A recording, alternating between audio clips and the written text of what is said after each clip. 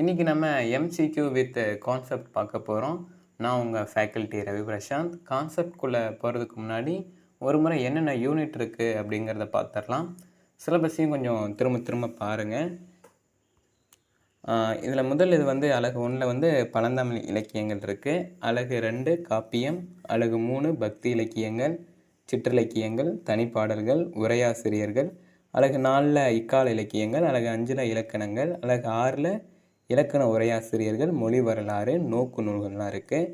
அலகு 7ல் இலக்கிய திறனாய்வு, அலகு 8ல் தமிழக வரலாறு, அலகு 9ல் தமிழக பண்பாடு, அலகு 10ல் தமிழும் பிற துறைகளும் அப்படின்ட்டு சிலபஸ் வந்து நமக்கு இருக்குது. எக்ஸாமுக்கு நம்ம எப்படிலாம் படிக்கிறோமோ அதை விட கொஞ்சம் முக்கியமான ஒரு விஷயம் என்ன அப்படின்னா, என்ன மாதிரிலாம் கொஸ்டின் கேட்டிருக்காங்க அப்படிங்கிறத தெரிஞ்சுக்கிறதும் நமக்கு ரொம்பவே முக்கியம். இன்றைக்கி ஃபுல்லாகவே நம்ம எப்படியெல்லாம் எம்சிக்யூ கேட்டிருக்காங்க அப்படிங்கிறத பற்றி தான் பார்க்க போகிறோம். கொஸ்டின்ஸ் வந்து பார்த்தோம் அப்படின்னா டேரெக்டாக கேட்குற கொஸ்டின்ஸ் மட்டும் இல்லாமல் டேரெக்டான கொஸ்டின்ஸும் கேட்குறாங்க. அது மட்டும் இல்லாமல் சில ஸ்ட்ரக்சர்லேயுமே கேட்குறாங்க.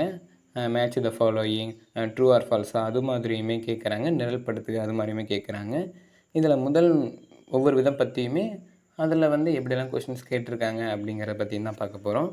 முதல்ல வந்து நேரடி வினாக்கள். இதில் வந்து நூலாசிரியர்கள், இல்லை பெயர்கள், இல்லை காலவரிசை அது மாதிரிலாம் கூட கேட்கலாம். இல்லை ஏதோ ஒரு குறிப்பிட்ட செய்திகளை பற்றியுமே கூட கேட்கலாம்.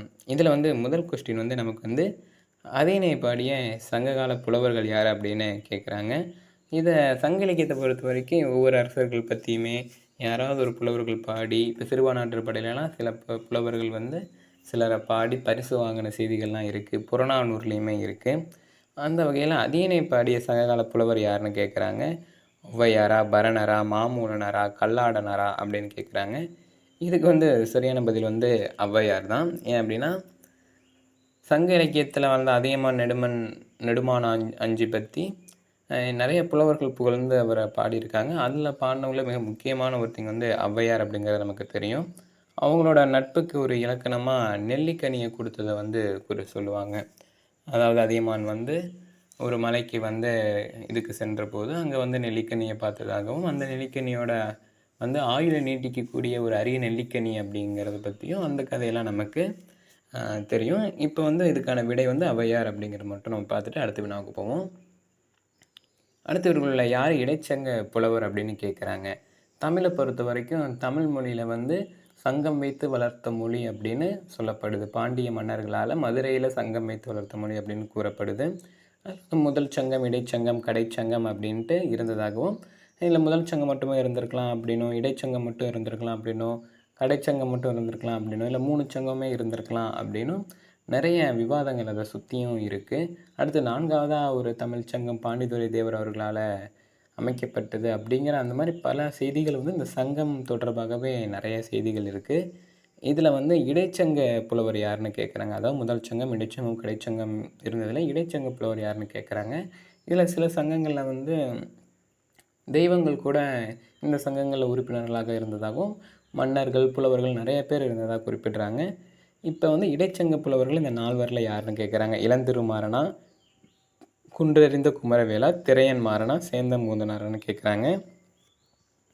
இதுக்கு சரியான பதில் வந்து சேந்தம்பூதனார் தான். ஏன்னா மற்ற எல்லாருமே வந்து பார்த்திங்கன்னா புலவர்கள் இல்லை. இளந்திருமாறனாக இருந்தாலும் சரி, குன்றறிந்த குமரவேலா இருந்தாலும் சரி, திரையன் மாறனாக இருந்தாலும் சரி, இவங்க மற்ற மூவருமே பார்த்தோம் அப்படின்னா மன்னர்கள், பாண்டிய மன்னர்கள் தான். இதில் சேந்தம்பூதனார் மட்டும்தான் இடைச்சங்க புலவர். அடுத்து பொதினி என்பது எவ்வூரை குறிப்பதாக கருதப்படுகிறது அப்படின்னு ஒரு கேள்வி கேட்டிருக்காங்க. பொதிகை மலையா, மதுரையா, பழனியா, கொற்கையா அப்படின்னு கேட்டிருக்காங்க. இதுக்கு சரியான விடை வந்து பழனி தான். ஏன் அப்படின்னா பொதினி அப்படிங்கிறது வந்து சங்க இலக்கியங்களில் பழனி அப்படிங்கிற நகரத்தை குறிப்பதாக அறிஞர்கள், தமிழ் ஆர்வலர்கள்லாம் கருதுகிறாங்க. இந்த பழனி வந்து முருகன் தொடர்பான ஒரு புனித தலமாகவுமே இந்த பொதினி வந்து அறியப்படுது. அப்புறம் இந்த பொதுவர் என்பவர் யார் அப்படின்னு கேட்குறாங்க. ஆயர் குல ஆண்களா, குறவர் குல ஆண்களா, வேட்டுவ குல ஆண்களா, மறவர் குல ஆண்களா அப்படின்னு கேட்குறாங்க. இதுக்கு வந்து சரியான பதில் வந்து ஆயர் குல ஆண்கள் அப்படிங்கிறது தான் சரியான விடை. ஏன் அப்படின்னா சங்ககால சமூகத்தில் வந்து பொதுவர் அப்படிங்கிற அந்த சொல்லாடல் வந்து ஆயர் குலத்தை சேர்ந்த ஆண்களை குறிக்கிறதா தான் அமைஞ்சிருக்கு. இந்த ஆயர்கள் யார் அப்படின்னா மாடு மேய்ப்பதை வந்து தொழிலாக கொண்ட மக்கள்லாம் இந்த ஆயர் அப்படிங்கிற மக்கள். இந்த மக்கள் வந்து முல்லை நிலப்பகுதிகளில் வந்து வாழ்ந்துக்கிட்டு வராங்க. அடுத்து வளையாபதி குறித்து பதிவாகியுள்ள நூல் இது. அதாவது வளையாபதி நூல் பற்றி குறிப்பிடும் செய்திகளை பற்றி கேட்குறாங்க. எந்த நூல் வந்து குறிப்பிடுதுன்னு கேட்குறாங்க. புறப்பொருள் வெண்பாமாலையா, புறத்திரட்டா, தொன்னூல் விளக்கமா, சதுரகராதியா அப்படின்னு கேட்குறாங்க. இதுக்கு வந்து சரியான பதில் வந்து புறத்திரட்டு அப்படிங்கிறது தான் சரியான விடை. ஏன் அப்படின்னா தமிழில் ஐம்பெருங்காப்பியங்களை ஒன்றான அந்த வளையாபதி பற்றி முழுமையான தகவல் கிடைக்கல. அதை பற்றின சில குறிப்புகளும் சில செய்திகளுமே வந்து புறத்திரட்டு நூலில் வந்து இருக்கிறதா சொல்லியிருக்காங்க ஆய்வாளர்கள். அதே போல் அந்த தொன்னூல் விளக்கம் வந்து சிற்றிலக்கியம் பற்றின செய்திகளை வந்து குறிப்பிடுறதாகவும் குறிப்பிட்டிருக்காங்க. அடுத்து கைவண்ணம் அங்கு கண்டேன் கால்வண்ணம் இங்கு கண்டேன் என்று கம்பராமாயண கதை மாந்தர் யார் அப்படின்னு கேட்டிருக்காங்க. அது இதுக்கு வந்து ஒரு பின்னாடி ஒரு கதையே இருக்குது அப்படிங்கிற மாதிரி சொல்லியிருப்பாங்க.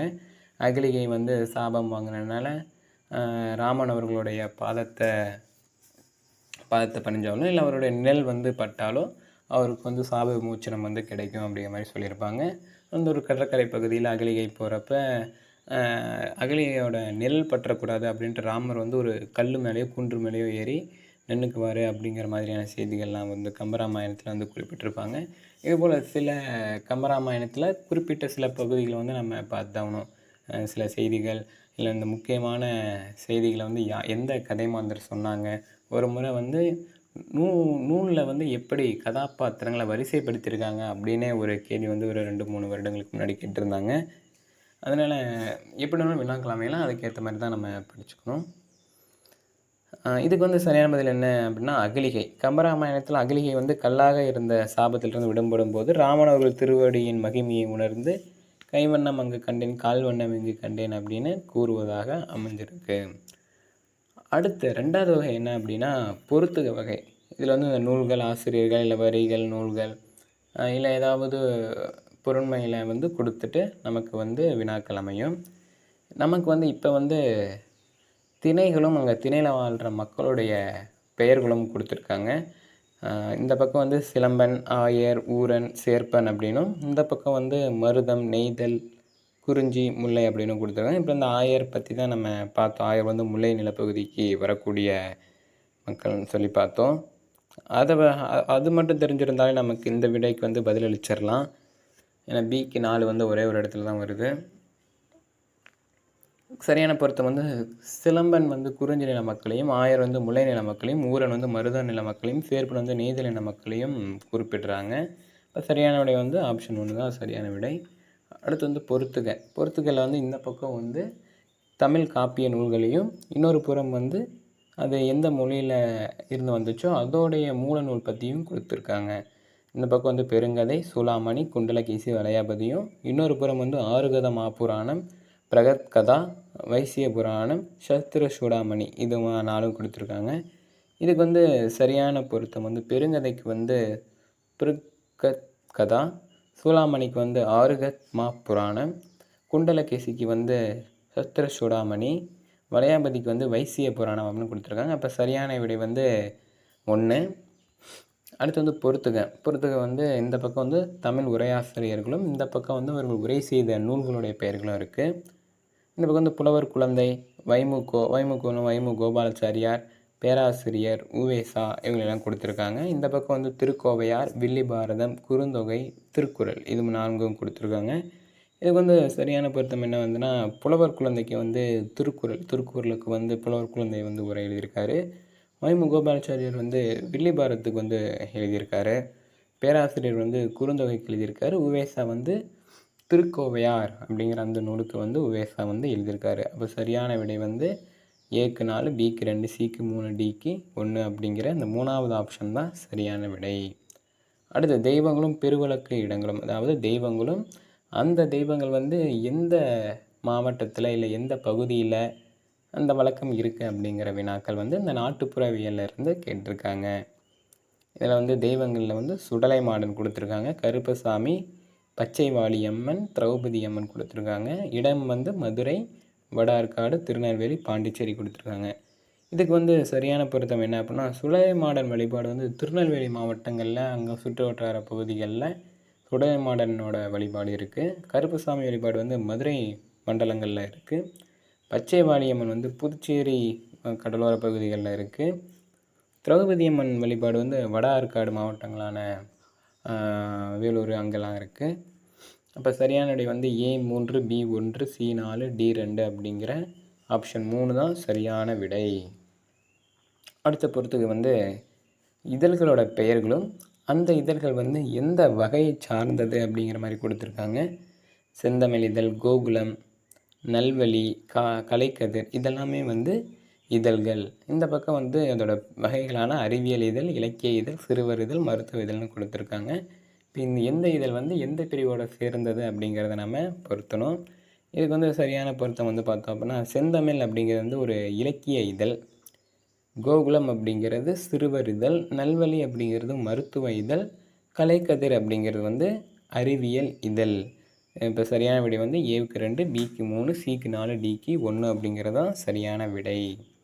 இது மாதிரியான வினாக்கள் கேட்கலாம். அடுத்த வகை வந்து கூற்று மற்றும் காரணம். அது மாதிரி ஒரு கருத்தை கொடுத்து சரியா தவறா, கூற்று சரியா இல்லை காரணம் தவறா, இல்லை கூற்றும் சரி காரணமும் சரியா, இல்லை கூற்றும் தவறாக இருக்குது காரணமும் தவறாக இருக்குது அப்படிங்கிற மாதிரியா, இல்லை கூற்று தவறாக இருக்குது ஆனால் காரணம் வந்து சரியாக இருக்குது அப்படிங்கிற மாதிரியா, அப்படிங்கிற வகையில் வினாக்கள் கொடுத்துக்கிட்டு இருப்பாங்க. நம்ம கூற்று காரணம் அதுக்கான விடை கரெக்டாக அப்படிங்கிறத நம்ம பார்க்க போகிறோம். இப்போ கூற்று 1 வந்து நமது தலைநகரம் என்னும் நூலை எழுதியவர் A.K. செட்டியார். இப்போ A.K. செட்டியார் அப்படிங்கிறவர் வந்து இந்த பயண இலக்கியங்களில் வந்து ஒரு குறிப்பிடத்தக்க ஒரு நபர். A.K. செட்டியார், சோம்லே இவங்கெல்லாம் வந்து பயண இலக்கியங்களில் ஒரு குறிப்பிடத்தக்க நபர்கள்.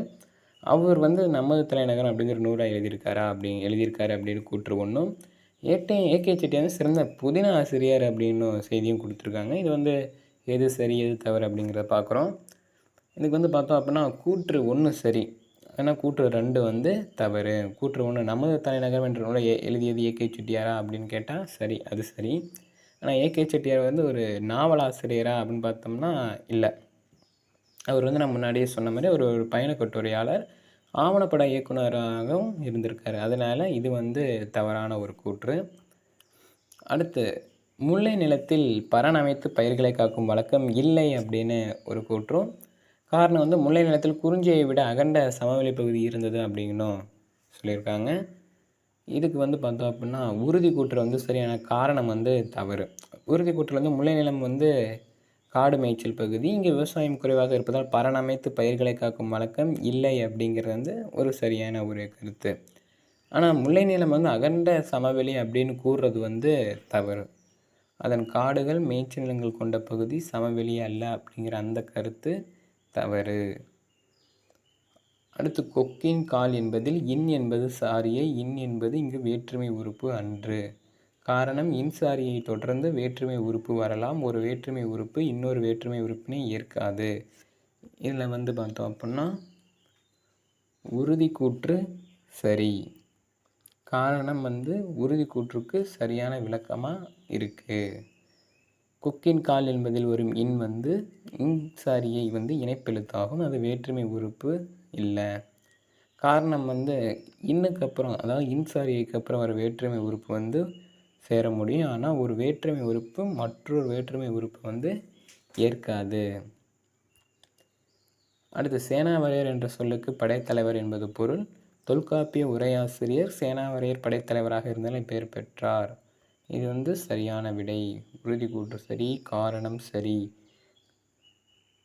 சேனாவரையர் என்ற சொல் வந்து சேனானா படை, வரையர்னா தலைவர் அப்படின்ட்டு பொருள்படுது.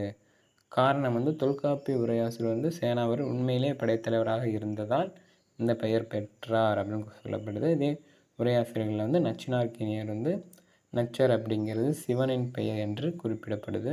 இதுபோல் ஒவ்வொரு உரையாசிரியர்களுக்கும் ஒவ்வொரு பெயர் காரணம் இருக்குது. அடுத்து நாட்டுப்புறவியலிருந்து வழக்காறுகளின் பணுவல் நிலையானது. காரணம் வழக்காறுகள் திருப்படியும் இயல்பை உடையது. இதில் வந்து உறுதி கூற்று வந்து தவறு, ஆனால் காரணம் சரி.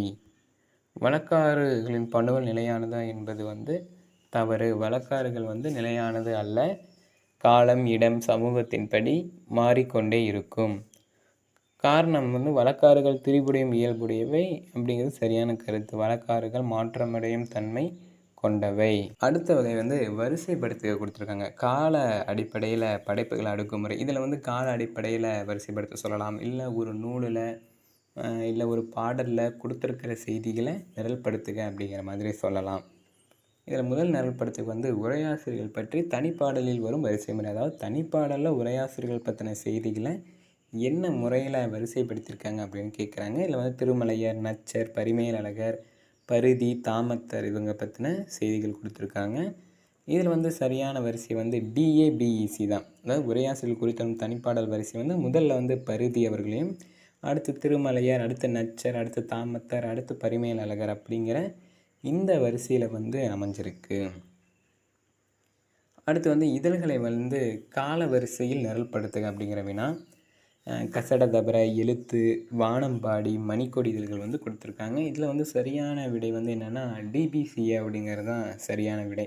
முதல்ல வந்து மணிக்கொடி இதழ் தான் வருது. ஏன் அப்படின்னா மணிக்கொடி இதழ் வந்து 1933 தொடங்கப்பட்டிருக்கு. அடுத்து 1942 சிசு செல்லப்பாவோட எழுத்து இதழ் வந்து தொடங்கப்பட்டிருக்கு. அடுத்து 1971 வானம்பாடி அப்படிங்கிற அந்த இதழும், 1982 கசடதபர அப்படிங்கிற அந்த இதழும் தொடங்கப்பட்டிருக்கு.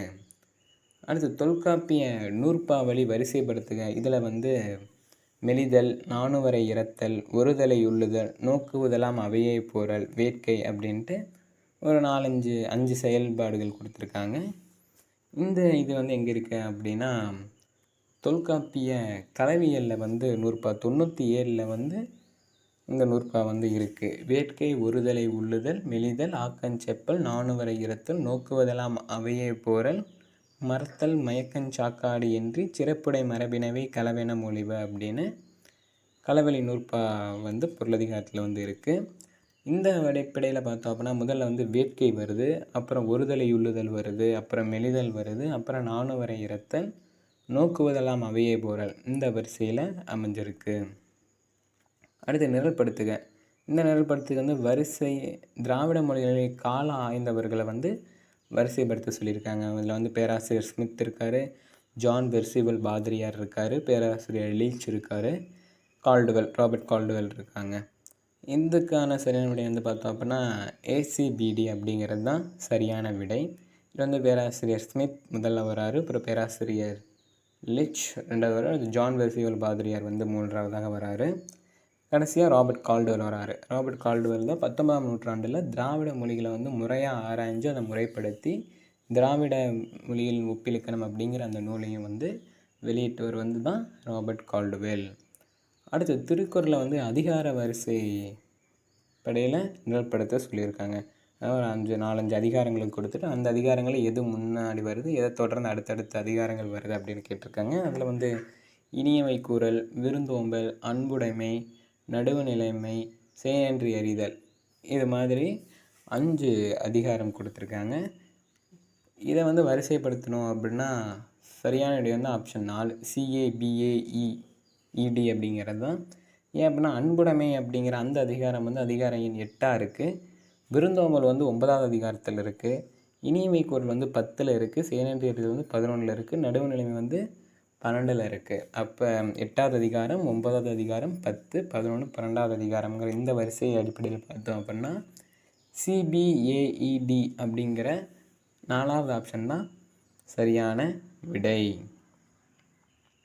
இது தொடர்ந்து பார்த்தோம் அப்படின்னா கவிதை வினாக்கள் வந்து கொடுத்துருக்காங்க. அடுத்ததான் மிக முக்கியமான பகுதிகளாக வந்து கவிதை வினாக்களும் பக்தி வினாக்களுமே இருக்குது. இது ரெண்டுமே முக்கியமான பகுதி. இந்த 2 இதில் இருந்துமே 5 வினாக்கள் அப்படின்னு 10 வினாக்கள் 20 மார்க்குக்கு கேட்க போகிறாங்க.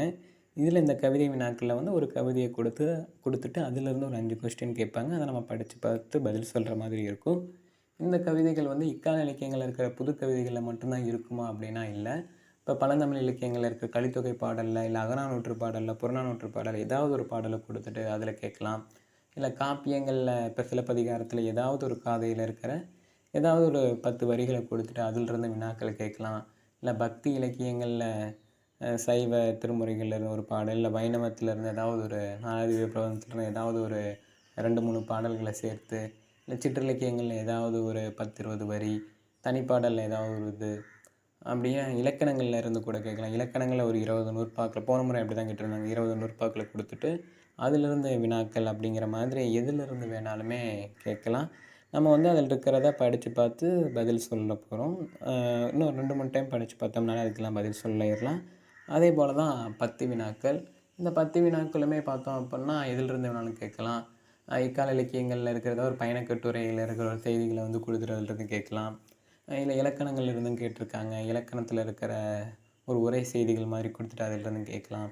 இலக்கிய திறனாய்வுலருந்து கேட்கலாம். இப்ப இலக்கிய திறனாய்வுல பெண்ணியம் பத்தி ஒரு டைம் கேட்டிருந்தாங்க. பெண்ணியத்தோட முதல் அலை, 2ஆம் அலை, 3ஆம் அலை வந்து வாஷிங்டன்ல, அமெரிக்காவுலலாம் எப்படியெல்லாம் பரவி இருந்துச்சு. அப்படிங்கிற மாதிரி செய்திகள அங்கேயே தான் அதுக்கான விடை எங்கேயாவது இருக்கும். நம்ம படிச்சு பார்த்து பதில் சொல்ற மாதிரி இருக்கும். இப்ப தமிழக வரலாறுல கே.கே. பிள்ளை அவர்களோட புத்தகத்திலிருந்து ஏதான ஒரு 2, 3 பேராகிராஃப குடுத்துட்டு அதிலிருந்து கேட்கலாம். தமிழக பண்பாடுல வந்து அகத்தியம் லிங்கோட புத்தகம் இருக்கு.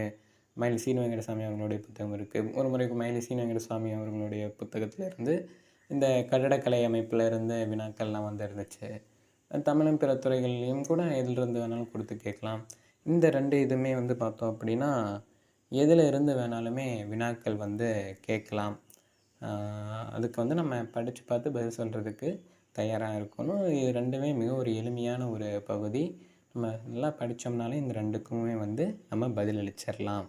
இது மாதிரியெல்லாம் தான் இந்த ஒரு 6 வகையில தான் கொஸ்டின்ஸ் வந்து தொடர்ச்சியா கேட்டுக்கிட்டு இருக்காங்க.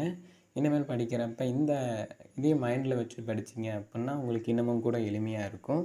இது மாரி ஒவ்வொரு கான்செப்ட்ல இருந்தும் எப்படியெல்லாம் கொஸ்டின்ஸ் வந்திருக்கு அப்படிங்கிறத தெரிஞ்சுக்கிட்டு, அதுக்கேத்த மாரி படிப்போம். அப்ப நமக்கு தேவையான கட் ஆஃப ரீச் பண்ணிடலாம். முன்னயே சொன்ன மாதிரி சரியான திட்டமிடலும், ஒரு சின்ன உழைப்பும் போட்டோம் அப்படின்னாலே நிச்சயமா நம்மளால பாஸ் பண்ண முடியும். அதுக்கான ஒரு வாய்ப்ப வந்து இடிஎம் அகாடமி வந்து உங்களுக்கு வழங்குது. நம்ம இடிஎம் அகாடமியோட யூடியூப் சேனல்ல ஒவ்வொரு யூனிட்ல இருந்தும் எப்படியெல்லாம் கொஸ்டின் வந்திருக்கு, அதை எப்படியெல்லாம் நம்ம அட்டெண்ட் பண்ணலாம், அடுத்து எப்படியெல்லாம் வர்றதுக்கு சான்ஸ் இருக்கு அப்படிங்கிறத பத்தி நம்ம ஃபுல்லா டிஸ்கஸ் பண்ணியிருக்கோம். இதுவரைக்கும் ஒரு 10 யூனிட் பத்தியும், எம்சிக்யூ பத்தியுமே பார்த்துருக்கோம். என்னென்ன கான்செப்ட்ல கேட்குறாங்க அப்படிங்கிறத பார்த்துருக்கோம். இது உங்களுக்கு ரொம்ப ஹெல்ப்ஃபுல்லா இருக்கும்னு நான் நம்புறேன். அடுத்து இன்னும் ஒரே ஒரு ஃபவுண்டேஷன் கிளாஸ் இருக்கு. அதுலேயும் உங்களுக்கு தேவையான விஷயங்கள நான் சொல்றேன். தொடர்ச்சியா நம்ம ஆப்ல வந்து நிறைய விஷயங்கள் சொல்லிக்கிட்டு இருக்கோம். நம்ம அங்க வகுப்புல வந்து நிறைய விஷயங்கள் சொல்லிக்கிட்டு இருக்கோம். அடுத்து தேர்வுக்கு தயாராகிற விதமா 2 மாதம் கிராஷ் கோர்ஸ் வந்து நம்ம ஸ்டார்ட் பண்ண போறோம். ஏப்ரல் 2ஆம் தேதியிலிருந்து. அதில நீங்க ஜாயின் பண்ணிக்கலாம். நம்ம இடிஎம் அகாடமியிலிருந்து எடுக்கிற எல்லா வகுப்புகளும் இடிஎம் அகாடமி ப்ளே ஸ்டோர் ஆப்ல இருக்கும். அதில நீங்க ஜாயின் பண்ணி அந்த வீடியோவ பார்த்துக்கலாம். நோட்ஸஸ் அதில அவைலபிளா இருக்கும். பேப்பர் 1, பேப்பர் 2 தமிழுக்கான கிளாஸஸ் நடக்கும். பேப்பர் 1 கிளாஸஸ் பார்த்தோம் அப்படின்னா, மண்டே, வெட்னஸ்டே, ஃப்ரைடே நடக்கும். பேப்பர் 2 கிளாஸஸ் வந்து டியூஸ்டே, தர்ஸ்டே அண்ட் சாட்டர்டே நடக்கும். 8:30லேருந்து 9:30 வரைக்கும் நைட் நடக்கும். Live classes plus record plus study materials, test சீரிஸ்னு எல்லா ஃபெசிலிட்டிஸுமே இருக்க போகுது. இந்த பேசிக் கிளாஸஸையும் நீங்கள் நல்லா கவனிச்சுக்கங்க. இதிலிருந்து உங்களுக்கு ஒரு ஐடியா கிடைக்கும். நல்ல கிளாரிட்டி கிடைக்கும். Thank you so much. All the best.